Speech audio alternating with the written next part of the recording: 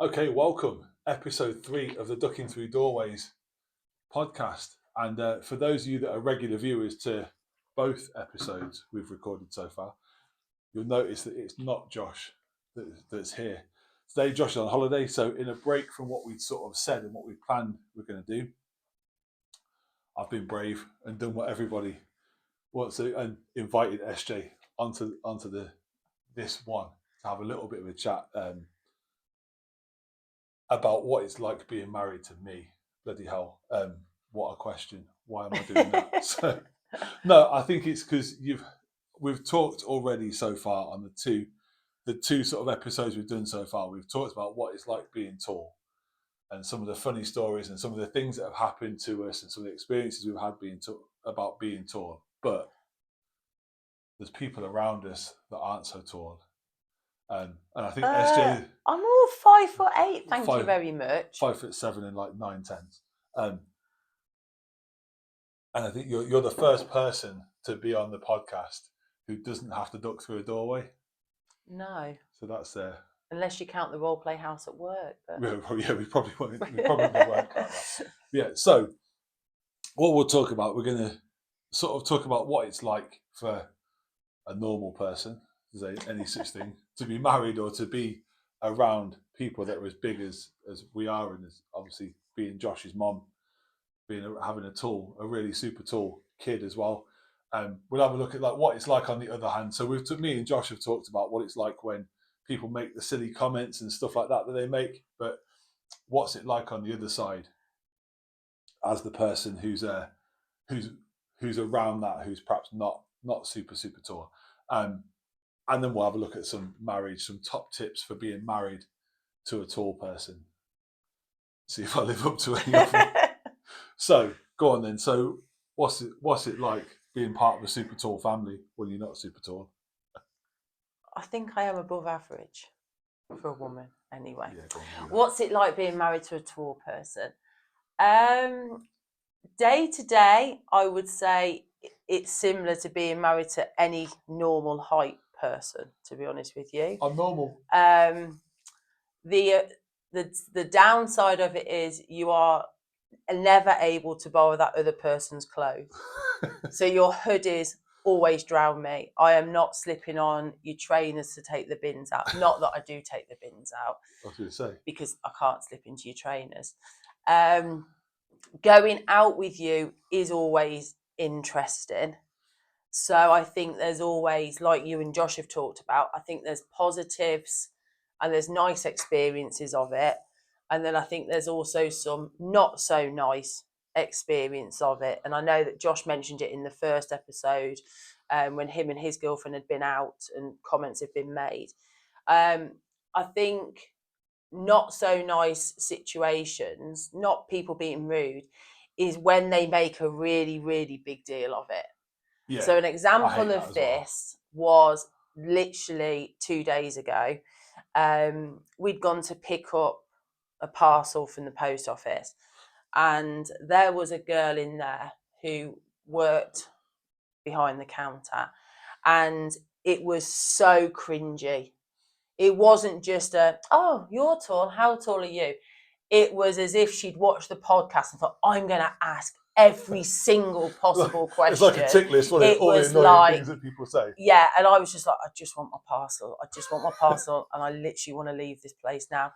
And then it was like, I mean, let's face it, you walk into somewhere, you can see you. And she's like, have you seen this? Have you seen him? And I was like, I just want the ground to open me up and literally swallow me up. Yeah. So I think so those situations I don't like. I just think sometimes it's bordering on being rude. But then there is other situations where you can have a bit of a laugh about it. And I think for a prime example, we went to Turkey last year, and I mean, it became a bit of a running joke with our daughter, because everywhere we went, it was like, oh, how tall are you? And I was like, 2 meters 12. The following question then was, are you Dutch? Yeah, it was like, Dutch, didn't they? Yeah. No. And then you'd say, oh, no, I'm from England. Oh, well, you know, and then all of a sudden you could guarantee that Turkish person had some family member that lived near Coventry. So it became a bit of a rolling joke in Turkey, but they were kind of almost like a bit of celebrity status, I think, you know, like It people was wanted definitely, yeah. That's what it photos, felt like. and it wasn't, at no point was it uncomfortable, was it rude, was it awkward. I mean, we went into that one shop and the guy pulled out this tape measure and started measuring in the middle of like this souvenir shop. Yeah. And I think that's okay. And what I've always been conscious of, especially when we've had children, is, you know, our children, obviously you've seen Josh on the podcast, Josh and Diana have inherited your Yeah. height. And especially when they were younger, I would have hated the fact that they didn't want to be tall because they saw situations that you were being put in. Especially when, you know, you do get those people that are rude, or, you know, the stupid questions. I would have hated the fact that they would have felt awkward in those situations. Yeah. And it's like when we had with the kids, obviously we've got tall kids, and it's probably not a surprise that we've got tall kids. But what was that? Was it any sort of, oh, I hope they're not too tall. Were you bothered? I'm going to sound really sexist here. Josh being tall was never, ever a concern for me. And it's really, really odd. And I've said this to Josh in the past, where when I look at Josh, I actually forget that he is as tall as he is, because 90% of Josh's life, I see him with you. Yeah. And so I don't think, oh my gosh, he's really tall. Or like when I give him a cuddle, I don't think, oh my goodness, he's really tall, because then I go and cuddle Rob.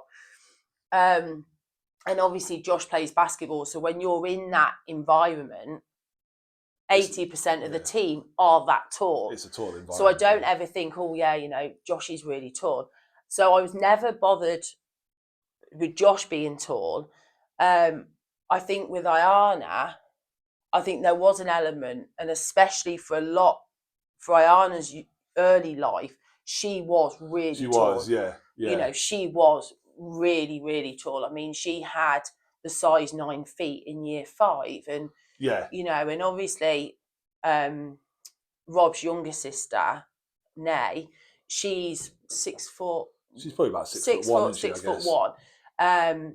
And I always thought, you know, Nay is just beautiful and like a perfect height. And I always thought, I don't really want Ayana to be much taller than that, because it then becomes really hard to buy clothes, or really hard. And then there's that sort of as well, sort of like finding a partner. And there's still that expectations that women need to be shorter than a guy. And I follow a woman on Instagram who, you know, she's way over 6'3", but her partner's not. So I think there was more of a concern with Ayana than there was with Josh. And as it actually happens, Ayana's never made 6 foot. Yeah, no, she didn't quite get there. She didn't quite get there. 5'10", 5'11". So I think, you know, as a child, I was always very conscious of it when they were children, especially because as well, people have that expectation where they see taller children and they expect them to act a certain way or talk a certain way. And actually you then say to that person, oh no, actually they're only 2 or they're only 3. And I know that when I then see it and you get parents go, oh yeah, you know, they are 4, but they are like massive. You know, I do think for me, that was how it was as a mum. So with obviously there's some good things. Obviously, I hope there's some good things about being married to somebody like me. probably shouldn't have asked. And there's probably some annoying things as well. And we were talking the other day when we went out for a meal, and you were like, I've got to mention that when you record this. I've got to mention that because it's so annoying. So one of the things you get really annoyed about when we go out, especially when we go out to eat, it's when you have to get in and out of a table, and it terrifies me. And you go in and you can see the waiter or the waitress to go, is this table okay? And I'm like, well, no, not really, because where does his legs go? And then you obviously go out for this meal and you're enjoying a meal, and you know you're there for a couple of hours, and anyone that knows Rob knows he's not that flexible. And you've paid the bill and you think, oh gosh, it's the moment that he's got to get up, and you're like, do I hold the table to help him? Do I steady things? I mean, you have had an incident in this. Lucky enough, I was not there and you were on basketball tour, thank goodness, because I would have died of embarrassment. Restaurants are a nightmare. or can be a nightmare. I love eating out, but as you can probably tell, but getting in and out of tables, you're right, it can be a bit of a challenge. I'm always conscious that I'm going to break something. I'm going to stand all over your feet. I'm going to stand all over your hand. Something bad's going to happen. And we went to, if anyone's ever been to Dublin, along Temple Bar, I don't know if it's still there actually, but along Temple Bar, there's a place called the Elephant and Castle, and they do they used to do the best chicken wings in the world. I don't care what anyone says. The Elephant and Castle in Dublin is the best chicken wings in the world. And we've been there to eat. And after the meal, we sort of paid the bill, ready to get up and go. And I just stood up off my chair. And obviously, my legs got caught under the table. And the table just did a cartwheel across the road. The plates went everywhere. The salt and pepper, so everything on the table just went everywhere. Chicken bones, the whole works, just all over the restaurant. And it was just like, oh, God, I'm so sorry. I'll never forget that night you phoned me and you were like, do you remember that really nice restaurant we went to in Dublin? I was like, yeah, why? Did you go there tonight? He was like, yeah, we won't be able to go back. We can never go there ever again. So, yeah.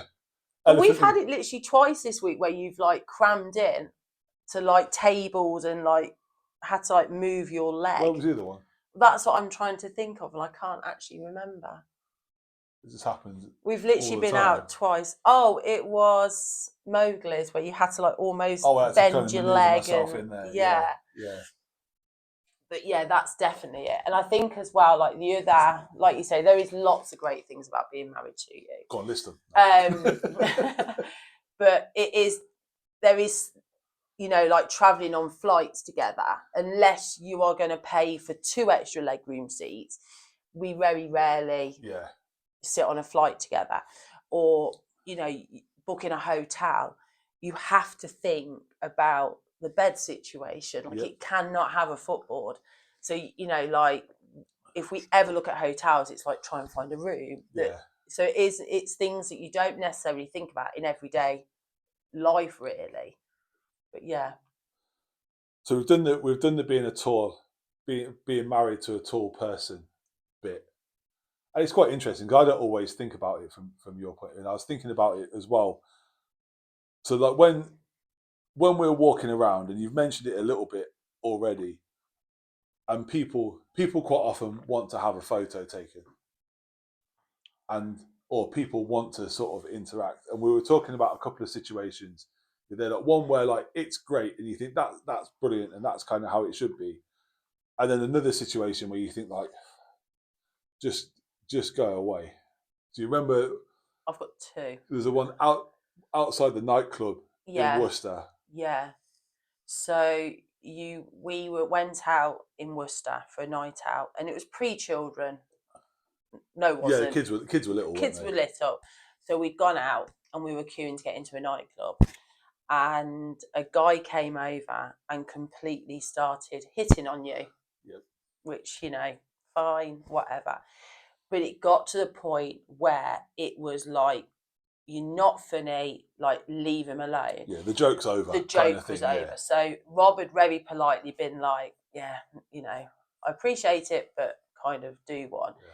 And it then kind of got, I think I probably had too much to drink, and I kind of stood in the middle, didn't I? And I think I actually threatened to. I think you told him I told him, to do one. Yeah. And it was like, why do you think that's acceptable? Because if that was the other way round and a guy was behaving towards a woman like that, it wouldn't be acceptable. And had a guy come to me and behave like that, it wouldn't be acceptable. Yeah. So it was almost like, oh, he's tall, he's got no feelings, it's fine. Yeah, like, why was it fair game? Yeah. And then we've had on the flip side of that, where again we've been out and we were in a bar. I can't remember if it was a bar or a nightclub. Yeah. And there was a group of girls that were on a hen do, and these girls wanted a photo with Rob, and Rob was like, didn't even really give it a second thought. Straight away he was going to be like, oh, yeah. And they were like, oh, who are you here with? And Rob was like, oh, I'm here with my wife. And they were like, oh, can we ask her first if it's okay? And I was like, yeah, like it's fine. They were obviously, you know, very literally dressed and all the rest of it. But again, I thought was the complete opposite. And it was like polite, photos were taken. Nice, yeah. It was nice, wasn't it? It wasn't you know, it wasn't rude or pushing boundaries. Yeah, that's cool. It's interesting. Yeah. How different it can be. A different, because I don't notice it, and it's sometimes when I'm with people, but people stare at me all the time, and it's fine. It is what it is, and people will say to me like, "You notice that? So, do you see the way that person just looked at you?"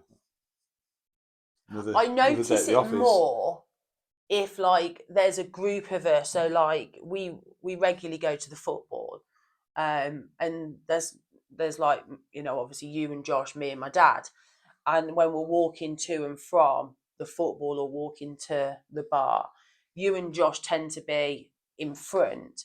And I think it is then interesting to see it from the back, because obviously people don't realise that actually me and my dad are with you.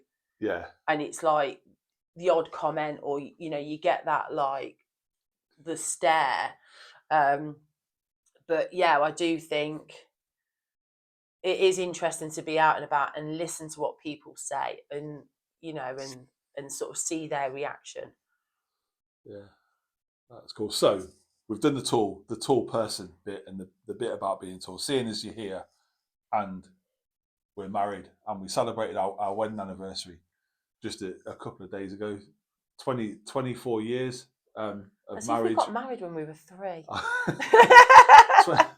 24 years of marriage you've survived with me so far. So I said this bit will do some top tips, either not necessarily for being married to a tall person, because being married is being married, right? But some top tips for married life. What you got?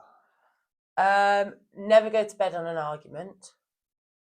Yeah, it's important. Tall Argue like fuck before no.